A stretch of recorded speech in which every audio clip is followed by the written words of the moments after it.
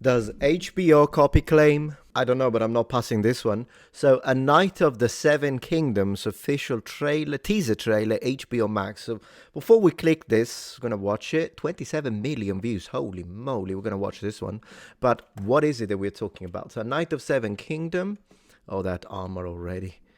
A Night of the Seven Kingdom is an upcoming HBO prequel series to Game of Thrones. Really? Well, if it's Game of Thrones, though, it's not set on our world. So I'll be a little more. So hear me out for a second. Hear me out a second. Because it's not set on a real world, but it's set on a fantasy world, I'll be a little more lenient and slightly, ever so slightly, less pedantic. With that being said, since it's still clearly a medieval European inspired world and the people are using armor that is reminiscent of the type of armor and weapons that we used, and in fact tactics that we used in the European Middle Ages, and due to the fact that even though there is a certain level of magic, it's not like the physics are still the same as our universe, then if it still doesn't make any logical sense, I'm still going to point it out as nonsense, okay? That's going to be the rules of engagement for today. Set about 100 years before the original show. 100 years before, okay, based on George R. Martin's Dunk and Egg novellas. It follows the adventures of young, courageous hedge knight, Sir Duncan, of course, Sir Duncan the Tall, oh, I like that, and his squire, Aegon Targaryen, Aegon Targaryen, and they travel Westeros during the reign of the Targaryens. That's actually, that sounds interesting to me, because I did enjoy Game of Thrones, so, cool, all right. Anything else I need to know about casting? I mean, it's not like I have much to say about the casting. Personally, as long as it's like law correct, so if a specific character is described in a way in the books, then if it's represented in a similar way on the show, that's really all I care about personally. Yeah, okay, let's have a look. Let's go. Ooh, okay. Okay, wait a second. I have to interrupt it often, by the way, otherwise it gets copy claimed. But anyways, let me see. Okay, so first and foremost, I'm happy that the knights are using lances, because you will not believe how many times, particularly on historical movies, we see cavalry chargers in the Middle Ages and they're using swords. Like, I'm not saying that knights never used swords, of course they did, but the cavalry charge requires a lance. Like, it's ridiculous. So this is actually pretty cool to see. I see a variety of helmets. We've got a great helm over here, bucket helm, flathead, and then on the right as well, it seems more like a slightly more primitive version of it. But then we also see sugarloaf, so the ones that are kind of rounded on top. See, so this one seems to be basically the same thing as this, so it's still a great helm, but the one that actually is visored. So in fact, there would be a difference of over a century between these two at least. This guy seems to be wearing some kind of sallet. This guy seems to be wearing an armet. So to be fair, we have like 300 years of difference already. And this guy doesn't even bother with a helmet. He's just wearing a mail coif. So literally you have like from the 1100s all the way up to the 15th century, all represented into one shot. Let's continue. The shot is good though. Yeah, that's one thing. The ocularia, the slits are always too thick. It's too big. Like an arrowhead, even a lance could go through this. Sword, daggers, anything can penetrate this. So these tend to be, they should be thinner. Let me show you what I'm talking about, since, it's still a channel that has weapons and armor. Be right back. Actually, not be right back. Come with me. So, Sir Duncan the Tall. That was cool. Oh, I like that. Man, that was actually epic. Maybe let's lower the volume a little bit, but the first-person view of the charge was actually kind of cool. And the first person was real. That's kind of how it looks. Let me see if I can get it again. Yeah, so wow, how it zoomed in and went into the first person, that was epic. So yeah, this is kind of what it looks like, but thinner.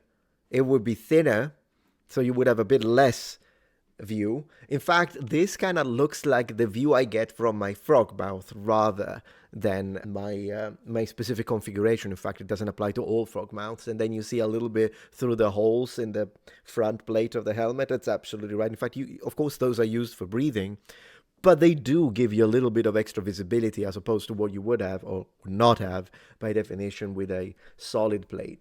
So very cool. And I could see that they are using the technique of la lance couchée. So basically the couched lance. It looked... Tall. See if I can get it. Yeah, he's couching the lance. Although then again, his elbow is a little too straight at this point. This guy is couching the lance more correctly. Very cool though. Yeah, that was awesome. How good a knight are you? You'll see. Wow. It's this way. A tale 100 years before Game of Thrones. Even the shield that we just saw. The shield he's wearing on the back. I don't like the fact that it's not in good condition. It's a mess. But then again, maybe in this world they don't care of their equipment. I mean, in the European Middle Ages, the shield would have been in phenomenal conditions, unless like you look at it immediately after a battle, but even then the squires would take care of it. Also, would you go around wearing the shield on your back? It's a bit of an RPG trope. No, you would carry it with you to combat. That's it. You wouldn't walk around the city, or you wouldn't go to whatever the heck meeting with your lord wearing the shield on the back. But I understand it's something we see in games. Anyways, the shield is pretty thin, and that's actually good, and it appears to be covered in some kind of fabric, and that's once again great, because real shields in the Middle Ages were covered in parchment, linen, all sorts of materials, hide, and so yeah, that's good. Sure. Yeah, you see, look at the thickness of the shield. It's actually pretty good. That's decent. That's pretty good. It can even be thinner sometimes in historical counterparts of specifically this type of shield, which is the triangular heater shield. Pretty good. I'm not sure about the saddle though. To me, it looks a bit modern. But then again, maybe in this world it evolved differently. We should see if they have stirrups. That's one thing we should check for, because usually in movies they all do. But then again, in the Middle Ages it's fine, of course, to have stirrups, but oftentimes they don't look, period. Whereas in classical antiquity you should not see any stirrups whatsoever, but you still do because, you know, movies have certain type of insurance with insurance companies, like you have to have stirrups. So there is that. Journey is a contest for knights. Ooh, nice kick. Mace. Some form of brigandine, I guess. Even this guy. Jack of plates, probably. Yeah. You a knight? I'm no farmer. Yeah, you've come dressed as one. So, Was there a helmet in the background? Let me see. You a knight? I'm no farmer. Yeah, you've come. I like the accent that he has. Yeah, that's a kettle hat. That's a kettle hat, and it's kind of a nice one. Cool. There is another helmet in the back here. I wonder what it is. The overall clothing is pretty cool. Once again, considering the fact that it's not set on our planet. Nice. Dressed as one. sir, I could scribe you. And you could teach me. Those moves looked a little Chinese, though. Every knight needs a squire. And you look like you need one more than most. Ooh, wait, he looks a lot like the child. It cannot be, because by now that kid would be grown. But he does remind me a lot, the way he speaks and the way he looks, about one of the potential The One in Matrix. The kid that bends the spoon. There is no spoon. You remember that one? He looks a lot. He reminds me of him a lot. And there we go, the stirrups are here, yeah. Sir Erland raised me to be a true knight, not with sword or lance. Not with sword or lance, that is the characteristics of a true knight. But with honor. And I swore that I would. What's this? It's a hedge knight, ain't it? What? So, of course, for the Middle Ages, she's not dressed properly. Like, it doesn't matter. Like, nobility wouldn't dress like this in the Middle Ages, I'm just saying. This would look... Even if she was wearing a shirt under this, it would still look like she's in her undergarment until she puts on 3 layers, at least. She looks more like something from classical antiquity or even the Iron Age in the Mediterranean. In fact, you could even reveal her breasts if we look at certain cultures in Italy, for instance, and in Europe in general. That looks a little bit of a mismatch. She looks more Roman, in fact, or Minoan, Mycenaean. The people in the back, we've got quite a lot of long hair. I appreciate that. The helmet looks to be a little too tight-fitting, but some tight-fitting helmets do exist in the Middle Ages, and they're called secret helms. So maybe this functions as a secret helm, in which case it would be fine for it to be very close-fitting, because you're supposed to put a bigger helmet on top of it, rather than being the main helmet or the main line of defense. Cool. It's like a knight, but sadder. We're not sad. You do look sad, actually. You should be wearing blues and reds and greens. So she's right. If I could call myself a champion, some great house might take me into its service. Perhaps even House Targaryen. Wow. Targaryens, they're incestuous aliens and tyrants. Sir Duncan This looks pretty good, actually. I'm telling you, I'm going to enjoy this one. the Tall. Arion would like your head. Maybe the gods figure this is what I deserve. Come on, little knight. They left the helmet on. That's more like a salad. It looks fake as F. I just hope they don't go too overboard with the funny episodes or the comedy and the humor, because I prefer when it's a bit more on the serious side with the occasional comedic relief. But due to the fact that the trailer has already had like 7 comedic reliefs and funny jokes, things, goofy things, then if it's too much of that, I might stop watching after the first episode. I'm just going to be straight with you. It's a personal preference. Maybe you are into that. All right, let's have a look. So what this, of course, this looks like a fantasy chaos army, but armor. But let me tell you this much: rather than all the spikes and the helmet, that's not the part that bothers me, because if you look at heroic armor in the Renaissance or the late Middle Ages in Italy, particularly, it looked incredible with faces and all that kind of stuff and this kind of decoration. So that's a thing that happened in Europe. It's just that we did it towards the good. Mostly, I can imagine in a little bit of suspension of disbelief, and I can imagine in an alternate world that they did it towards like more demonic, monstrous things, a bit like they did in Japan, if you think about it, but perhaps with European-looking gear. That's fine, but the gorget set above the cuirass, the breastplate, that's where I draw the line. That pisses me off, because any blade can go through this. That annoys me. I ask you again, how good a knight are you? Yeah. And everyone is asking that. The mail looks pretty decent, and at least it's not knitted.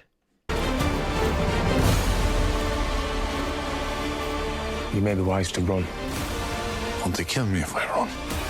Want to kill you anyway. Well, the dragon looked... Oh, okay, it's not supposed to be an actual dragon. I think it's some kind of, machine or something that they use for... Yeah, cool. That's honor! All right, wow. I mean, he does look epic, though. I'll give him that. He does look epic. This guy, too.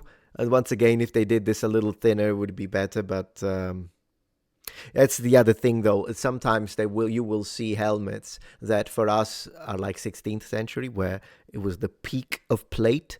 But then they wear them on top of mail. And, of course, if you don't know historical armor, you won't notice. You'll be like, well, it's all medieval.